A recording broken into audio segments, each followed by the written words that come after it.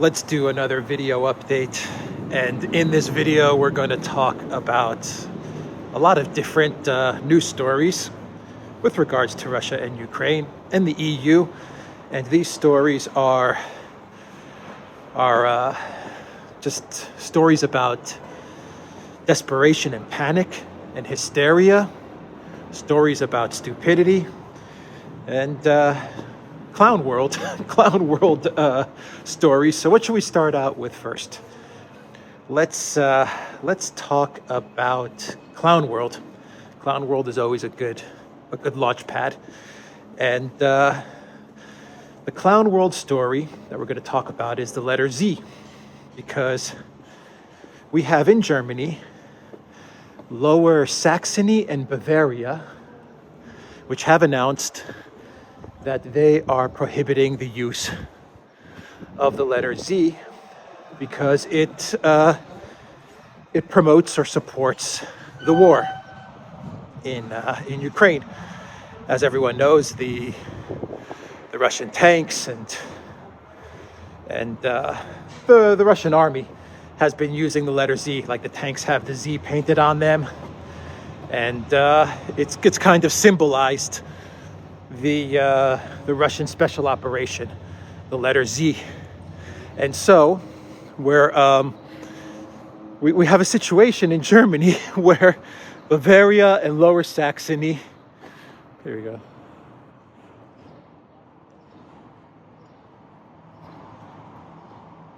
Nice church. Bavaria and Lower Saxony have said that Z is now prohibited, the letter Z, in public displays. I think you also had the insurance company, the Zurich insurance company. Their logo is a Z, and they've removed that as well. This is crazy, cloud world. So yeah, you can't display the letter Z if you are in Bavaria or Lower Saxony, probably all of Germany soon. And if you do display the letter Z, like public displays of the letter Z, then you can face, I believe it was up to 3 years in prison. Up to 3 years in prison, something like that. Incredible. I think Germany should be more worried about the gas being shut off in about a day or two, and of homes and businesses freezing and not being able to operate, then they should worry about the letter Z. I think the letter Z is the least of Germany's concerns. But hey, you got to keep the people distracted. And so the Zelensky regime, they caught on to this. And I think it's the foreign minister, Kaluba, who said this. I think it is Kaluba who said that he expects the entire European Union, and for that matter, the entire world, to follow Germany's lead and get rid of the letter Z. So no more Z, everybody. No more Z, because why? Because the Zelensky regime has said as much. I mean, what are we going to call Zelensky if we can't use the letter Z? Elensky? Instead of Zelensky, we'll call him Elensky. If your name is Zachary, your name's going to become Akari. Zoe, Oe. New Zealand will be called New Eland. Zambia will be called Ambia. This is crazy. The funny part is that the Russian alphabet, the Cyrillic alphabet, some guy's singing over there. I don't know what is going on. I think some guy is like singing, if you can hear him in the background. But the Cyrillic alphabet doesn't even have the letter Z. It doesn't really use the letter Z. It uses it's kind of like a combination of a backwards E and Z, but for like Zapad, which is the Russian word for West, and they don't even have Z. So it's just the Latin alphabet, which is going to get canceled. So this doesn't even affect Russia. This doesn't affect Russia at all. Their alphabet's going to be fine. Our alphabet, though, is going to have to suffer because the Zelensky regime has mandated that the entire world get rid of Z. So we're not going to call him Zelensky anymore. We'll call him Elensky. And to everyone watching in New Zealand, because Zelensky says so, it is now New Eland. This is just madness. Absolute madness. What else? Oh, and the Zelensky regime has also said that they would like Europe to move more quickly away from Russian energy and start embracing green energy. And that's the Zelensky regime's demands.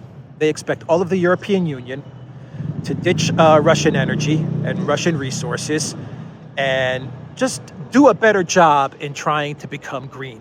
This is what Zelensky is demanding all of the European Union do. You're not doing a good enough job in moving to green energy, and you need to do better because you have to get away from Russian oil and gas and Russian resources. So that's Zelensky's demand to the European Union. It's really funny. I was thinking about this as I was preparing to shoot this video. Instead of Ukraine becoming more quote-unquote European, it looks like the EU is becoming more Ukrainian. It's like we're going to, I mean, you're going to get poorer, you're going to get more corrupt. I mean, this is crazy. More censorship. This is crazy. I've never seen anything like this. The European Union self-destructing in their hysteria and panic and their hatred for Russia. They are self-destructing. And I think Zelensky regime is even trolling the EU now. I imagine Zelensky is sitting there with his advisors and they're saying, you know what, how stupid are these EU officials? How far will they go in order to support us? How far will they go? I got an idea. Let's ban the letter Z. And you know that Zelensky and all his guys are just waiting for this to wind down so they could get on a jet and live their life in Manhattan or in Miami in their mansions. You know, they're just waiting. They're probably looking at their watch saying, God, when is this going to end so we can party it up on South Beach? Meanwhile, Europe is self-destructing. Macron had a call with Putin yesterday, and Macron told Putin that France will not pay for their gas in rubles. So we've had statements from Germany, and now we have statements from France, the big two in Europe. Germany says, no, we're not going to pay gas in rubles for gas, and Macron said, no chance, we're not going to do it. So, look, tomorrow is March 31st. I think tomorrow is March 31st. And we'll find out what Russia does. The pipeline, the Yamal pipeline, which brings gas to Europe. I think Yamal does bring gas to Europe. That pipeline is at zero now. No more gas is coming through there. No more gas. I believe they deliver like something like 3% or 6% of the gas, if I'm not mistaken. But yeah, that's at zero now. Pretty soon, I guess all the pipelines will be at zero. And Germany's going to have to, I guess, follow Zelensky's advice and find a way to get more green very, very quick. Like, get green within a month. You better start building those windmills and putting up solar panels everywhere. I don't know how they're going to do it. But hey, I don't think Putin's bluffing. So Macron is also playing a game of chicken with Putin. He's saying, I dare you, Vladimir, turn off the gas because we're not paying for the gas in rubles. And those were the statements from Macron. We also have Boris Johnson came out with a statement. He made a speech to the Conservative Party yesterday, and he said that even a ceasefire and a negotiated peace is not enough for the sanctions to be rolled back. Boris Johnson said that Russia has to completely leave Ukraine, and they have to stop their belligerent behavior towards their neighbor, and they just have to retreat within their country. Boris Johnson wants a full, complete capitulation from the Kremlin, and he said then maybe the UK will consider rolling back their sanctions. I have to ask myself, with all these peace talks taking place, what incentive does Russia have to actually negotiate peace at this point? Because even if they negotiate peace, the sanctions are not going to get rolled back. Boris Johnson is saying as much. He said it. Even with the peace settlement, even with the peace agreement, we're not going to remove our sanctions. So why should Russia stop? I mean, I'll say it again. Everyone wants the war to end. But I'm trying to look at this from a negotiating standpoint, from a leverage standpoint, from a realpolitik standpoint. And you know, you got to have empathy, but on the other side, you have to kind of put your shoes in the state's shoes, in the government's shoes, and you say, well, what is our incentive to push for a peace, especially given the fact that we're winning? The EU is just not the collective West. It seems like they don't understand what it means to negotiate.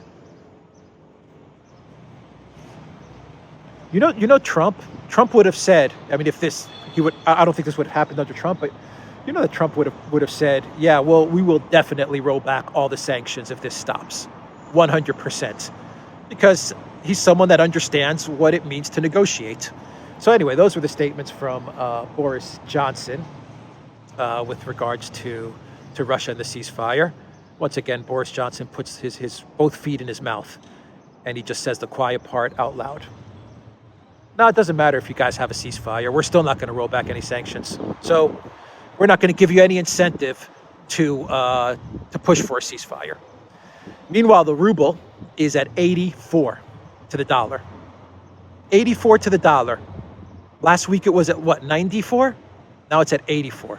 The ruble is getting stronger and stronger. You don't hear anyone in the collective West talking about this, do you?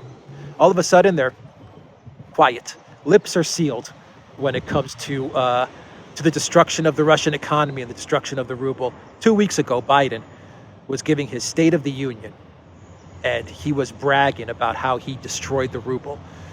We destroyed the ruble. It fell by 40%. The Russian economy is reeling, and it's being destroyed by our tough sanctions.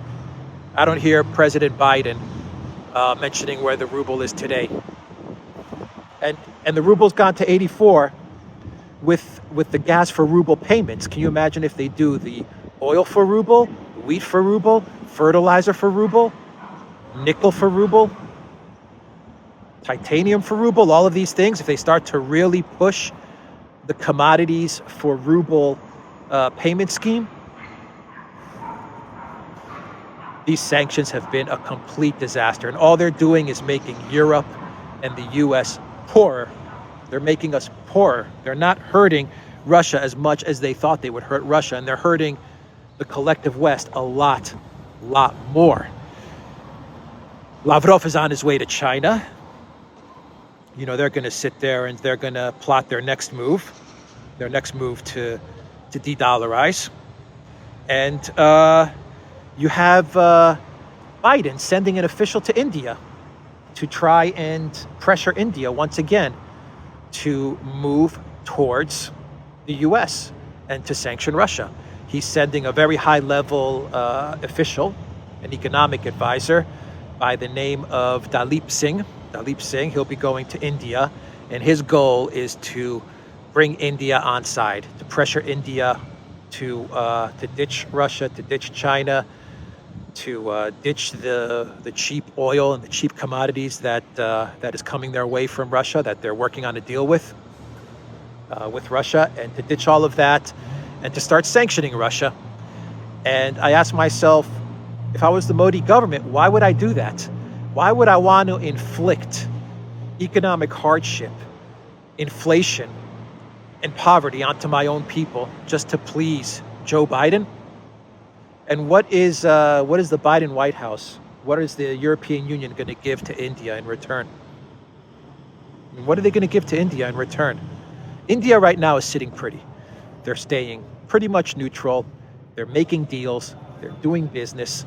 They're buying cheap oil from Russia. Cheap oil. They bought 3 million barrels, super discounted price.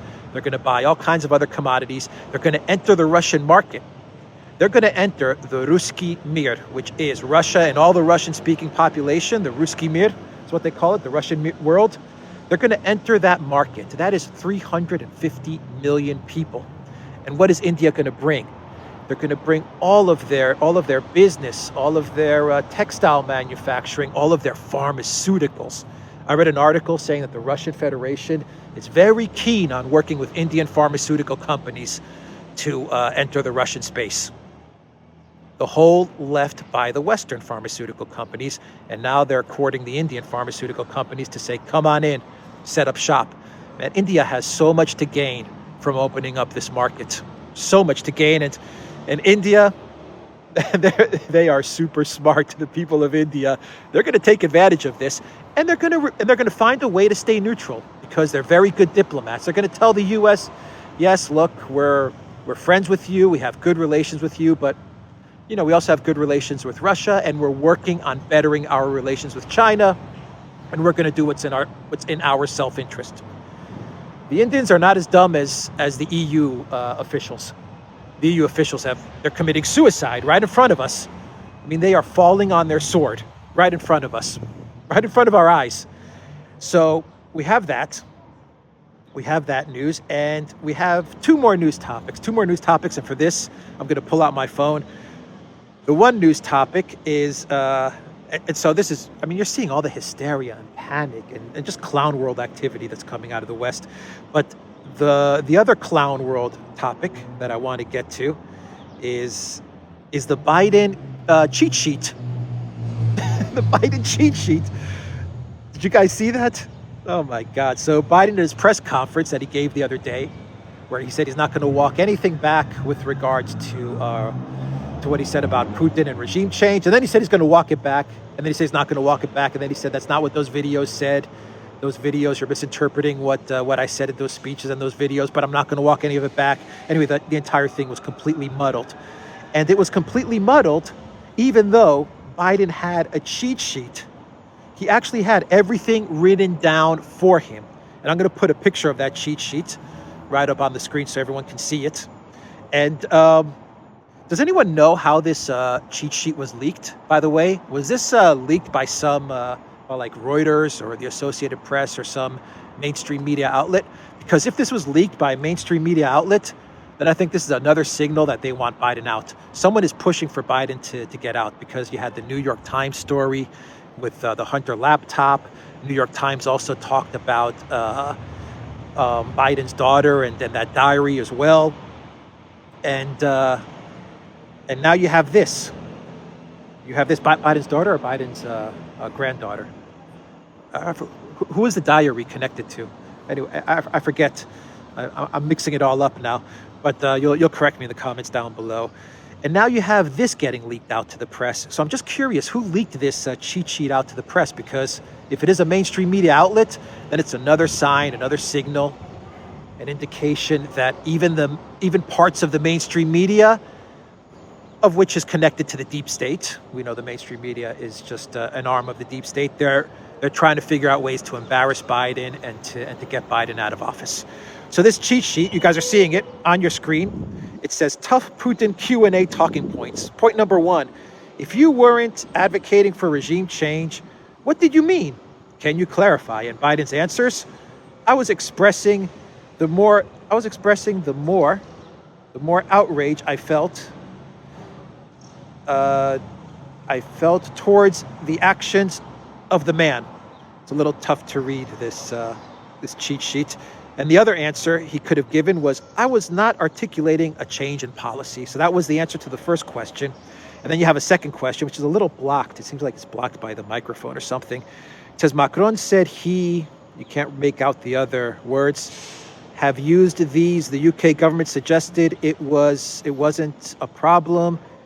Is this now threatening I can't make out that word, the unity with your NATO allies? Is this now threatening to splinter the unity with your NATO allies? And the first answer is no.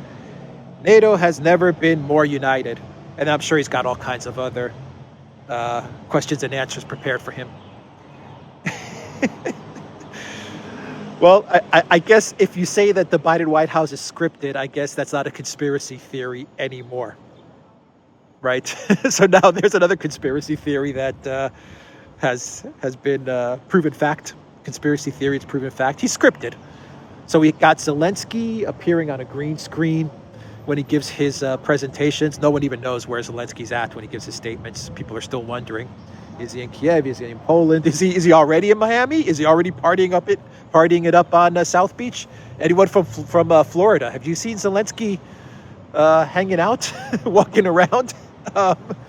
No one knows where Zelensky is, but everyone knows that his statements are completely scripted, and they're in front of green screens. Now you have Biden, who does his Q&A with scripted answers, and even asks the questions. I wonder, do the reporters are most of the reporters on the same page with the White House Communications Department? In other words, do they have the same cheat sheet? We know that Peter ODYSEE probably doesn't, from Fox News. But Biden White House, they have to call Fox News. They have to pick one news outlet, which is going to give kind of the tough question, so that they make it appear like it's not scripted. So they give the impression that this is not scripted. You see, we're taking a tough question from Fox News. But I wonder if all the other journalists there have the same Q&A cheat sheet.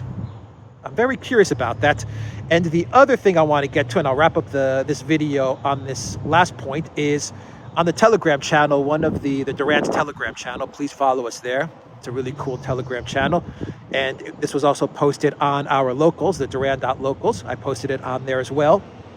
And it's a message from Dmitry Medvedev, who now heads up the Security Council in Russia, which is the most powerful decision-making body in Russia. I mean, very powerful decision-making body. And he used to be the president of Russia during... He broke up Vladimir Putin's terms, and he was the president of Russia for a time. And he came out with this statement on his Telegram channel. I'm going to read it out to everybody and let me know your thoughts, because it just goes to show that the de-dollarization is in full swing, and we are in an economic war and an economic financial transition. And this is what Medvedev said. He said, "What else is there? Yes, of course, the departure of luxury segment sellers from our country. What to do now without the opportunity to buy bags and fur coats for several million rubles?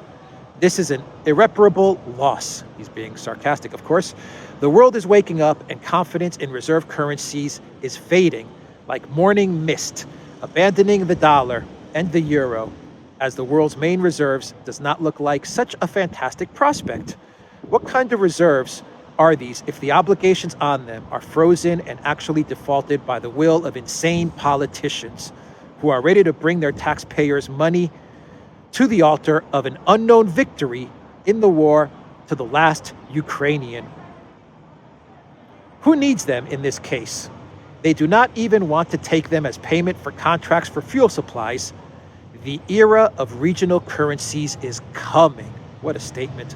"No matter how much anyone would like, they will have to negotiate a new financial world, and then the decisive word will be for those countries that have a strong and advanced economy, healthy public finances, and a reliable monetary system, and by no means for those who endlessly increase their public debt, issuing into circulation new and new pieces of paper, not backed by national wealth, fictitious obligations for which the decrepit authorities can refuse to pay at any moment."